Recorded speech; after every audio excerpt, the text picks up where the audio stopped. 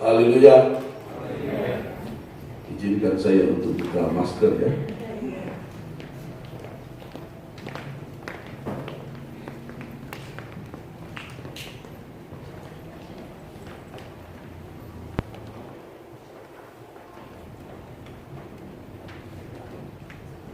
Saya berterima kasih kepada tentunya yang pertama adalah Bapak Gembala di tempat ini, Bapak Pendeta Siloy, dan juga berterima kasih kepada Ibu Bila yang sudah mengontak saya untuk membagikan kebenaran firman Tuhan pada sore hari ini dalam ibadah yang sangat luar biasa.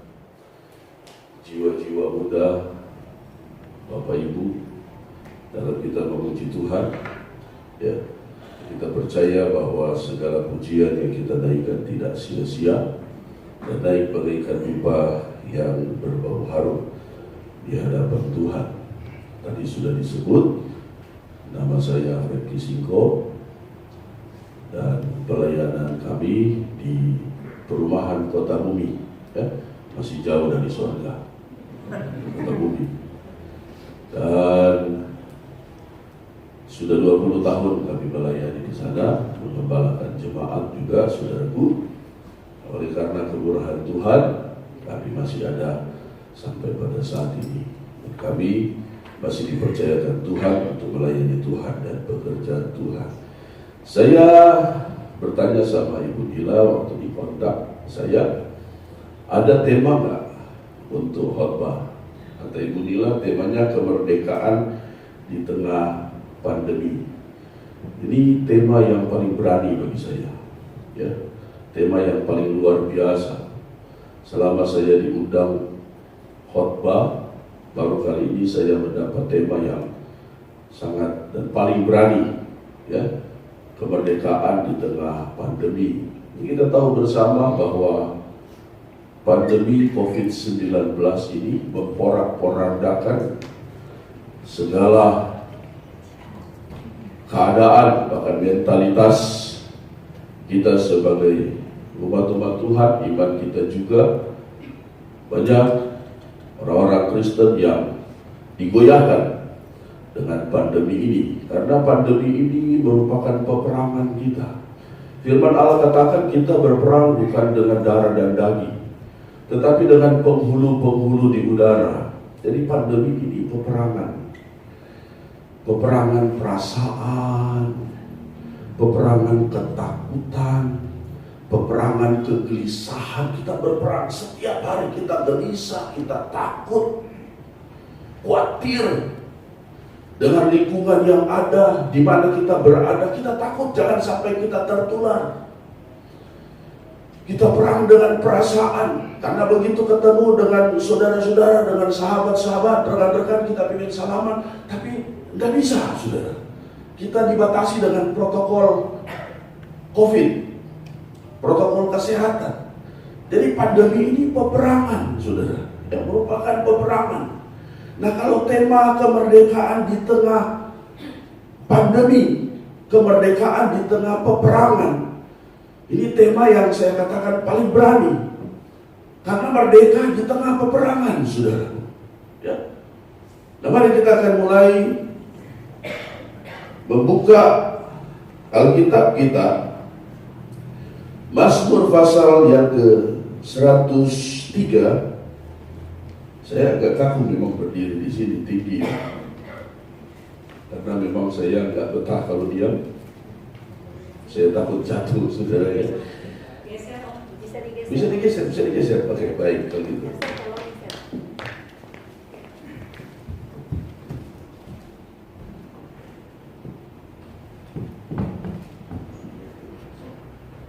Baik, saya lebih bebas tentunya ya.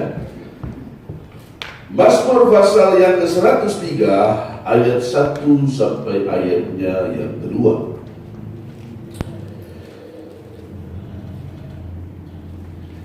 Dari Daud, pujilah Tuhan hai jiwaku, Pujilah namanya yang kudus, hai segenap batinku. Pujilah Tuhan, hai jiwaku, dan janganlah lupakan segala kebaikannya.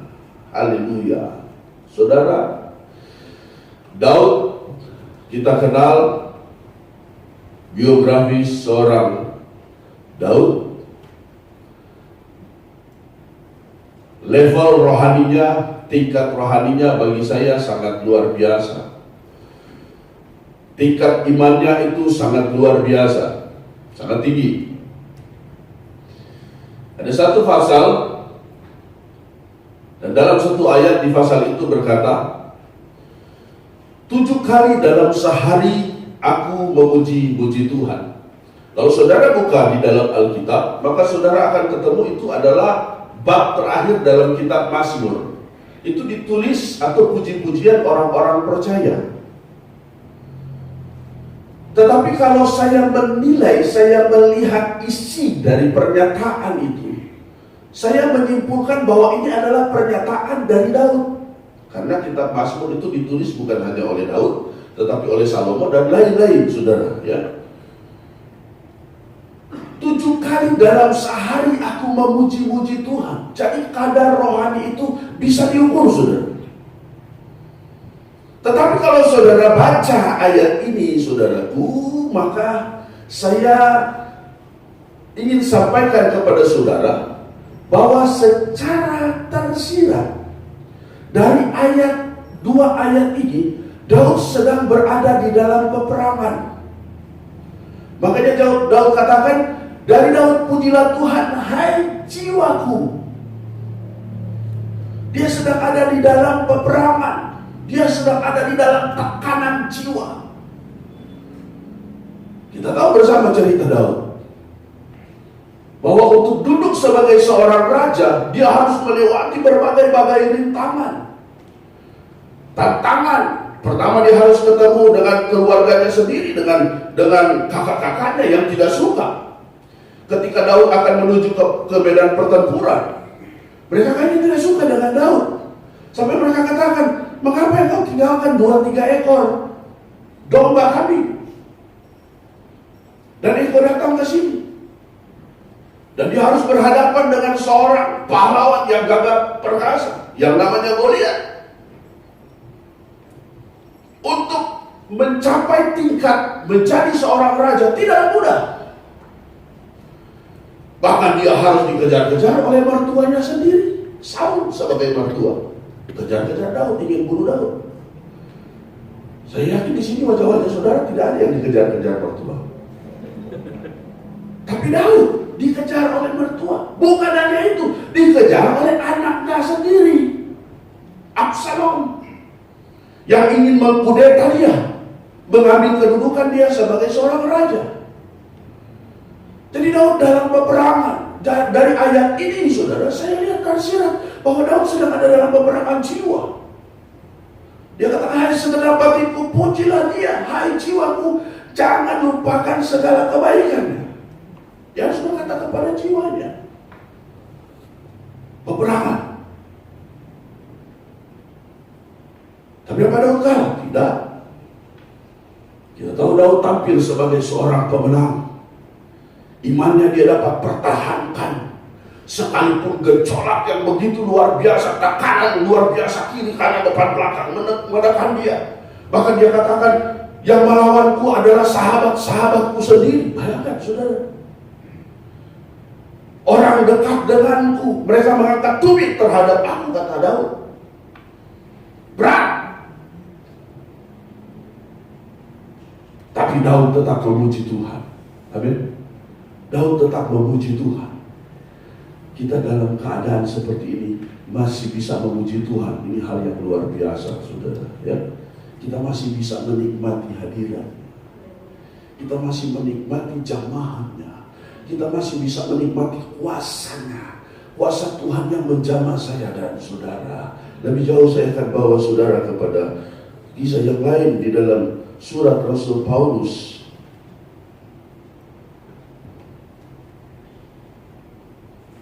Kepada jemaat di Roma pasal yang ke-8 mulai ayat yang ke-35 sampai ayatnya yang ke-39. Siapakah yang akan memisahkan kita dari kasih Kristus? Didaftarkan oleh Paulus.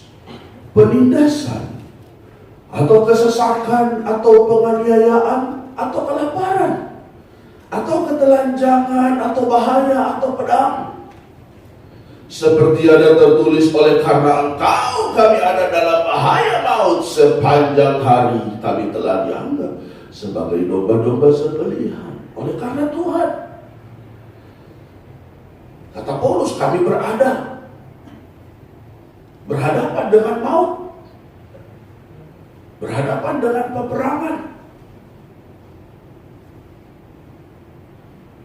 Tentunya ingin merdeka dari peperangan ini, saudara.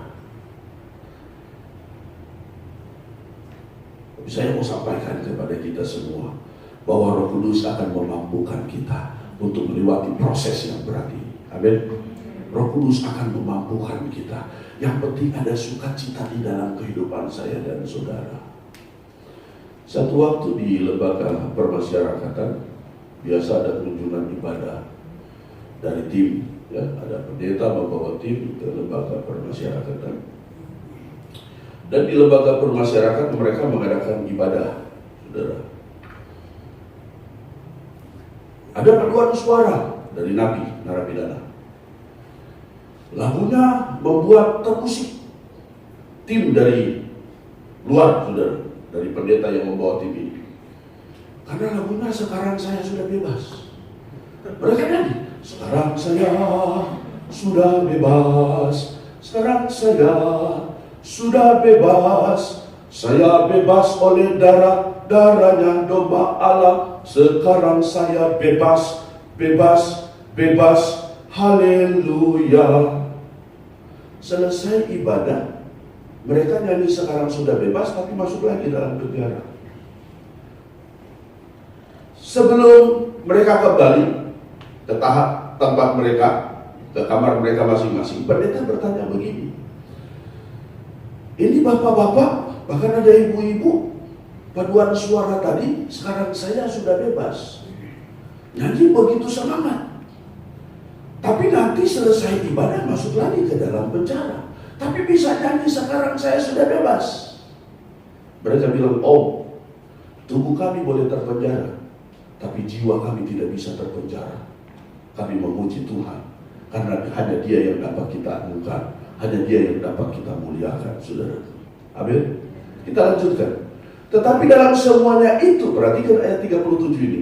Tetapi dalam semuanya itu kita lebih daripada orang-orang yang menang oleh Dia yang telah mengasihi kita. Kalau kita hanya baca ayat ini, saudara, terpaku kepada ayat ini, kita tidak terlalu mengerti dan tidak terlalu paham. Karena dia katakan, dalam semua ini kita lebih daripada orang-orang yang menang. Dalam apa? Paulus bisa katakan lebih daripada orang-orang yang menang. Kalau saudara mundur kepada ayat yang ke-35 tadi, coba tolong mundur. Supaya kita paham ya, supaya kita lihat. Seperti yang tertulis, oleh karena engkau, 35 coba.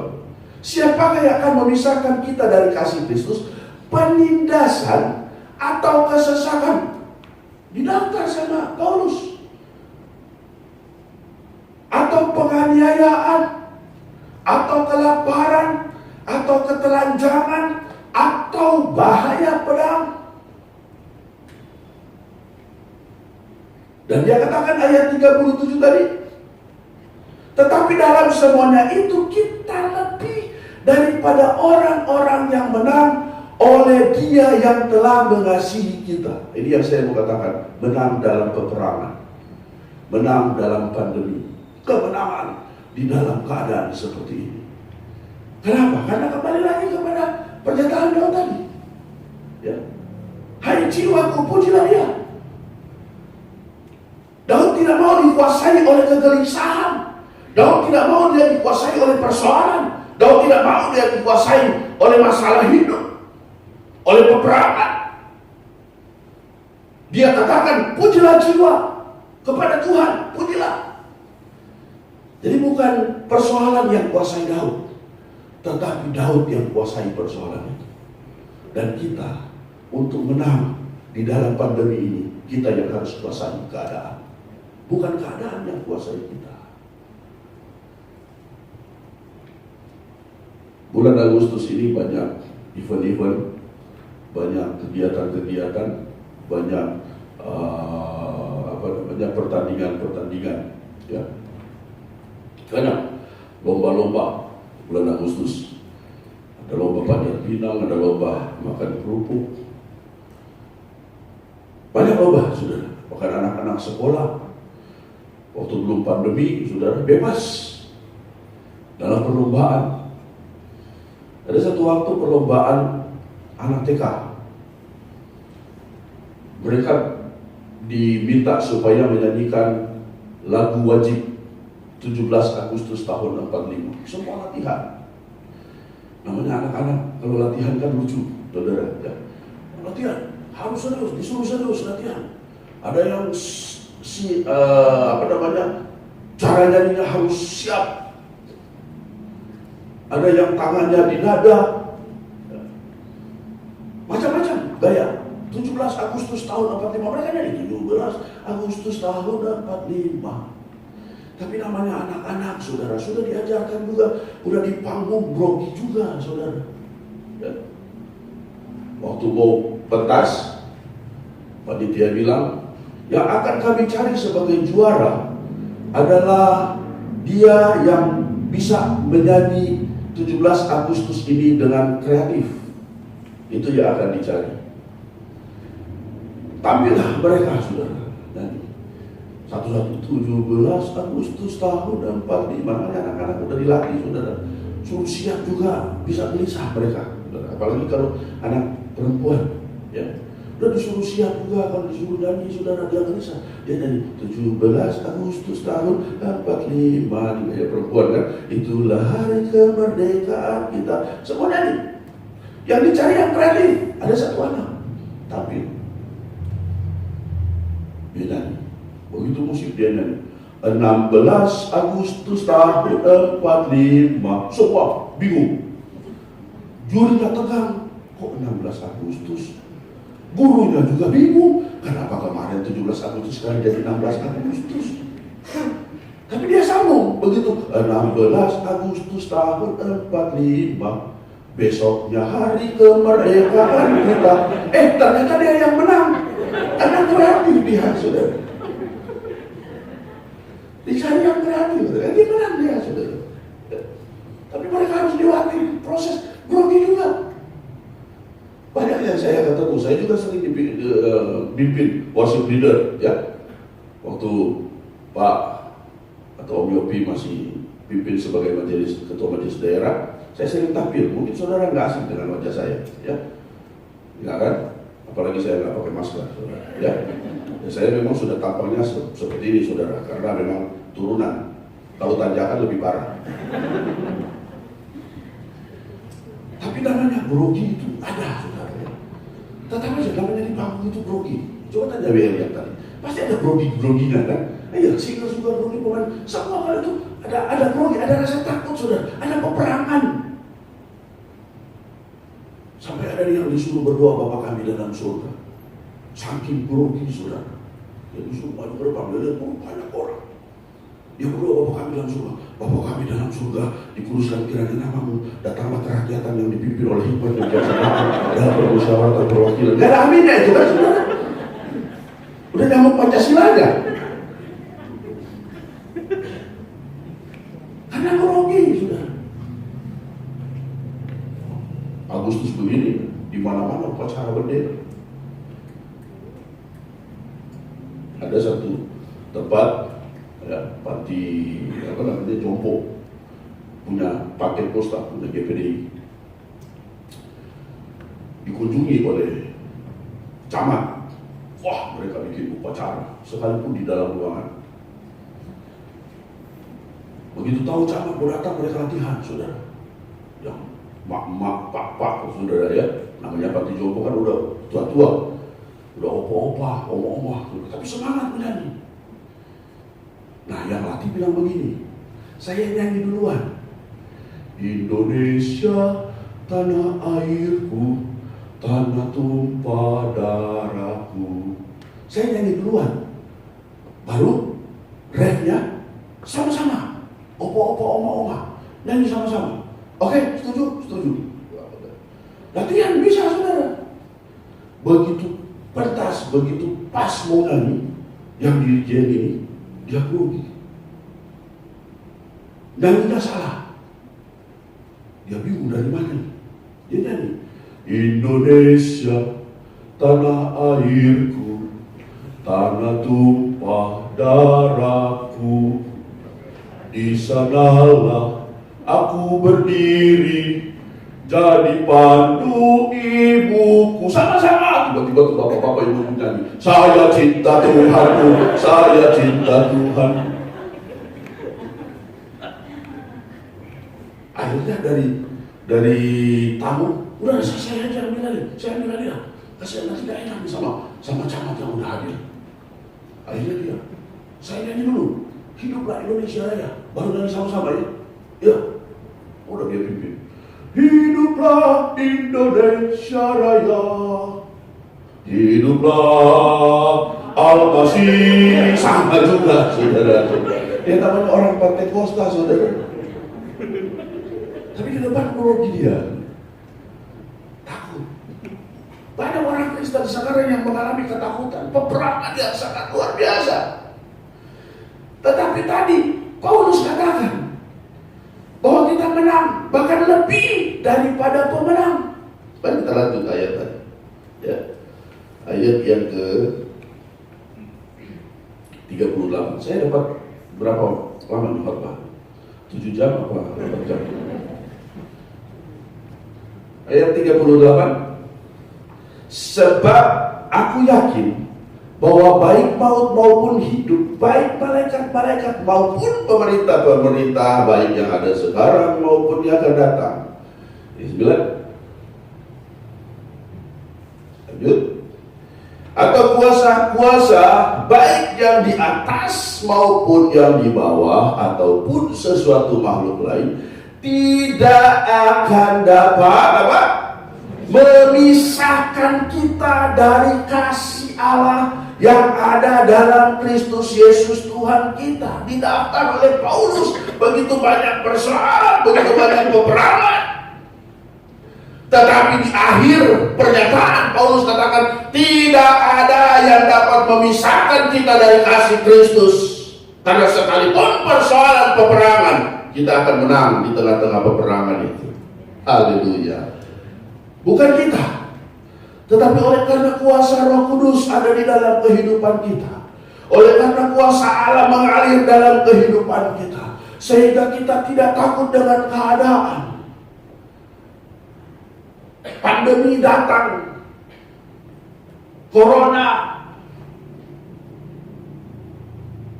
COVID, namanya beda-beda, saudara ya. Makanya anak-anak yang lahir di musim-musim Corona ini itu gampang untuk kasih nama, nggak susah-susah cari nama. Ya. Kalau perempuan, kalau udah namanya karantina, namanya isolasi. Kalau cowok, COVID. Lebih mantap lagi Corona. Tapi kita tidak tergoyahkan dengan keadaan seperti ini. Karena kita percaya kita menang. Amin. Kita menang. Di tengah peperangan kita menang. Ada Tuhan bersama dengan kita. Saya tutup dengan beberapa ayat ya. Dalam Kisah Para Rasul pasal yang ke-16 ayat 23 sampai 26. Setelah mereka berkali-kali didera, mereka dilemparkan ke dalam penjara. Jadi Paulus dan Silas, nanti sebentar ada pernyataannya. Kepala penjara diperintahkan untuk menjaga mereka dengan sungguh-sungguh. 24. Sesuai dengan perintah itu, kepala penjara memasukkan mereka ke ruang penjara yang paling tengah. Paling tengah. Penjagaan pasti ini lebih berat. besar penjagaannya. Lebih susah untuk mereka lari kalau seandainya ada kesempatan untuk lari. Karena di tengah, paling tengah, dan membelenggu, bukan hanya paling tengah, membelenggu kaki mereka dalam pasungan yang kuat. Gak bisa berdaya. Dibelenggu, kaki dipasung, pasungan yang kuat. Ayat selanjutnya. Tetapi kira-kira tengah malam, Paulus dan Silas berdoa dan menyanyikan puji-pujian kepada Allah. Dan orang-orang hukuman lain mendengarkan mereka. 26. Akan tetapi terjadilah gempa bumi yang hebat sehingga sendi-sendi penjara itu goyah. Dan seketika itu juga terbukalah semua pintu dan terlepaslah belenggu mereka semua. Ayat ini dampaknya ada di atas ya. Dampak dari ayat ini, sebelum terjadi ayat ini ada ayatnya sebelumnya. Tetapi kira-kira tengah malam,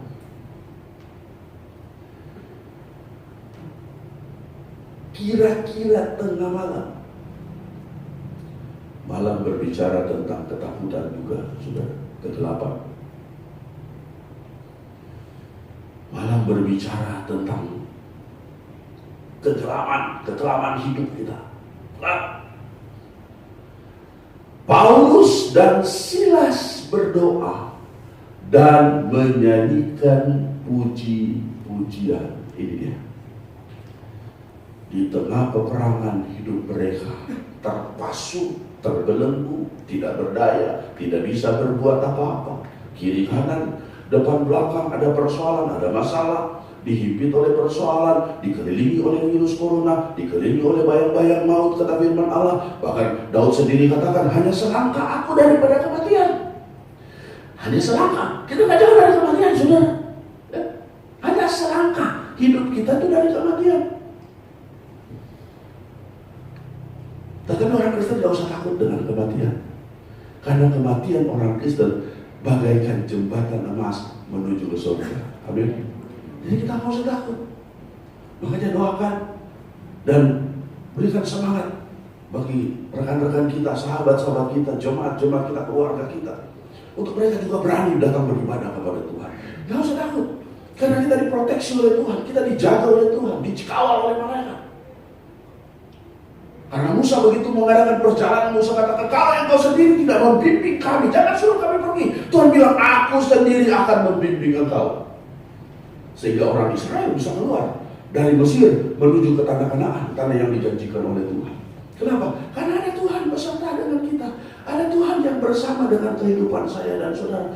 Jadi gak usah takut. Percaya. Sekalipun hanya selangkah hidup kita daripada kematian. Orang mati kan gak usah harus tunggu virus corona, saudara. Orang mati gak harus kena kanker. Orang mati tidak harus kena asam lambung yang tinggi. Ada orang yang mati nonton TV saja bisa mati, saudara. Waktu dia nonton TV, tiba-tiba TV-nya mati, saudara. Mati mendadak, listrik masih ada. Akhirnya dia colok sana, colok sini, cabut sana, cabut sini, kesetrum, dia mati. Gara-gara TV. Dia mati mana? Aduh, kapan saja bisa. Dulu ada yang nonton petinju kita kan, LS Pikal. Karena kalah mati dia, yang nonton. Saya bilang, aduh mati itu, aduh, gak usah ditakuti, saudara. Karena itu jembatan emas menuju ke surga. Mati itu cara Tuhan, saudara. Ada orang cuma korek kuping pakai katun batu. Mati sudah. Dia korek kuping, keasikan dia nyebrang, ditabrak truk, mati. Jangan usah takut, saudara. Selangkah, kata Daud, dari kematian. Tapi gak usah takut. Ada sukacita kita memuji Tuhan. Dan kita percaya kita dijaga, diproteksi oleh Tuhan. Sehingga virus corona tidak mungkin akan menempel kepada kita. Sekalipun kita tertempel dengan virus corona, percaya Tuhan sanggup untuk mengubahkan itu. Sehingga kita tidak bisa, tidak apa-apa. Kita terjaga dan terlindungi, saudara. Bersama dengan Tuhan, kita akan menang di tengah-tengah peperangan. Amin. yakin kita menang di tengah-tengah COVID-19 ini. Kita akan menang di tengah-tengah pandemi ini. Saudara katakan, aduh usahaku sekarang goncang. Percaya, serahkan saja kepada Tuhan. Biar dia yang bertindak, saudara. Ya. Karena firman Tuhan katakan, orang benar 7 kali jatuh, bangkit lagi dia, saudara. 7 angka sempurna. Ya. Jadi dia jatuh sampai sempurna, saudara. Dia jatuh, ukuran manusia sempurna. Tapi dia bangkit lagi. Bahkan firman Tuhan katakan, ketika dia jatuh, orang benar kalau jatuh gak akan tergeletak. Ditopang oleh tangan Allah yang berkuasa itu. Amin. Anak-anak Tuhan akan ditopang oleh tangan Allah yang berkuasa itu. Sehingga kita ada sampai saat ini, tegak berdiri, percaya kita menang di tengah-tengah peperangan hidup kita. Tuhan ada bersama dengan kita. Yakin dan percaya, jemaat Tuhan diberkati oleh Tuhan. Kuatkan, teguhkan hatimu. Berjalan terus bersama dengan Tuhan. Tapaki langkahmu, percaya ada Allah menyertai kehidupan saya dan saudara. Tuhan Yesus memberkati kita semua. Semoga firman Allah ini tertabur di tanah hati yang baik, subur dan bertumbuh. Firman Tuhan katakan 30, 60, 100 kali ganda untuk kemuliaan nama Tuhan. Mari rekan pemain musik, untuk mengakhiri kita akan nyanyi pujian mengakhiri firman Tuhan ini. Baik, kita akan nyanyi pujian Ku Tidak Takut Sebab Kau Besertaku.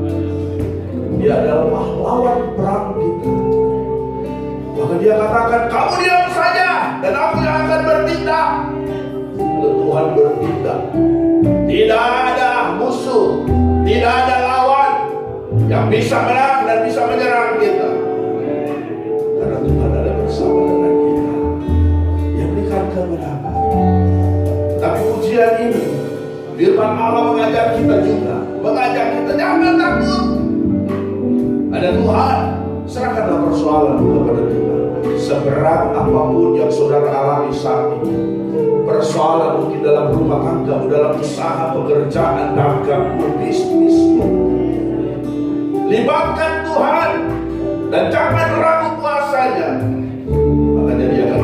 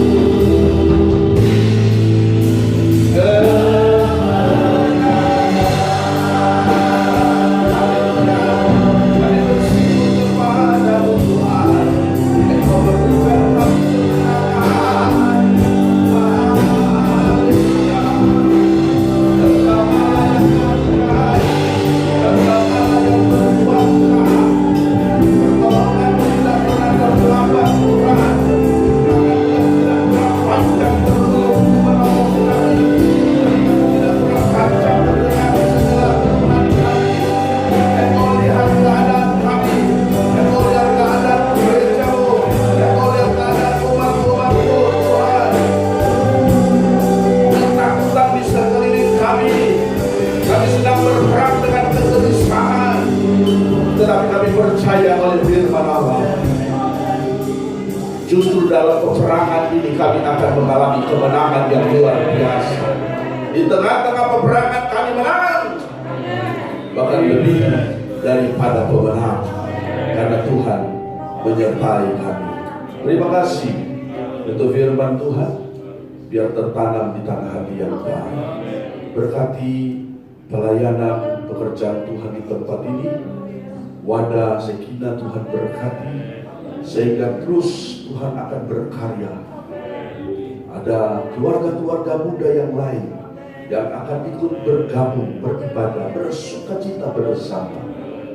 Karena dengan kehadiran Tuhan membuat hidup kami mengalami damai sejati. Terima kasih Tuhan.